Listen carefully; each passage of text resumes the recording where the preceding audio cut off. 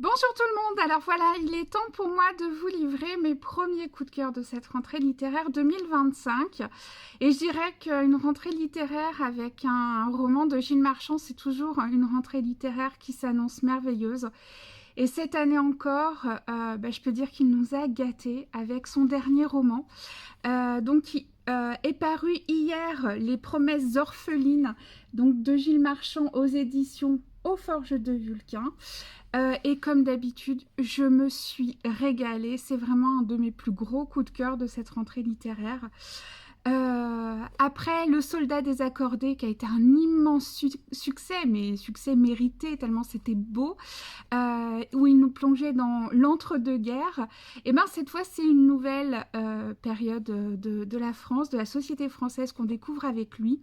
C'est l'après-guerre cette fois, les 30 Glorieuses, cette époque où le champ des possibles est immense, on croit en plein de choses, les nouvelles technologies rendent possible presque l'impossible, on a des rêves démesurés. Et dans cette France donc de l'après-guerre, on va suivre Nino. Donc Nino, c'est un jeune garçon qui, malgré le fait d'avoir perdu son père très jeune, il est plein de...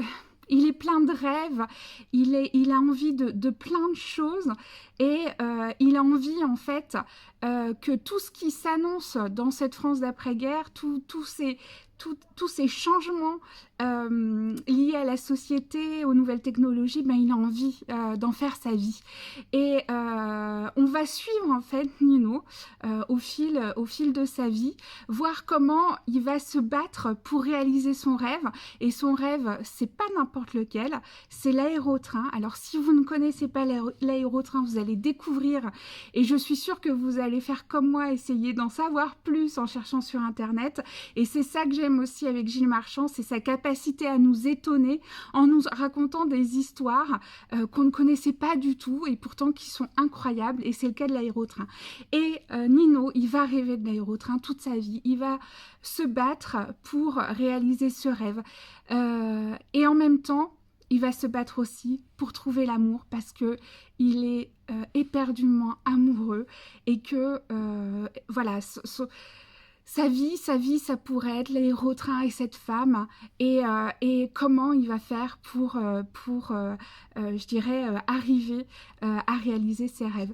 C'est un roman magnifique parce que non seulement ça parle des rêves et c'est toujours beau, mais en plus, comme d'habitude avec Gilles Marchand, on a des personnages qui sont aussi forts que fragiles. Voilà, ils ont de grandes qualités, mais ils ont leurs failles. Et ça fait d'eux des personnages extrêmement humains.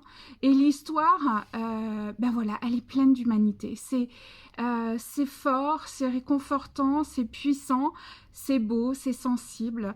C'est Gilles Marchand. Et donc, si vous n'avez jamais lu Gilles Marchand, déjà j'ai du mal à y croire, mais bon, admettons. Si vous n'avez jamais lu Gilles Marchand, je vous recommande son dernier roman parce que vous allez passer un moment juste merveilleux.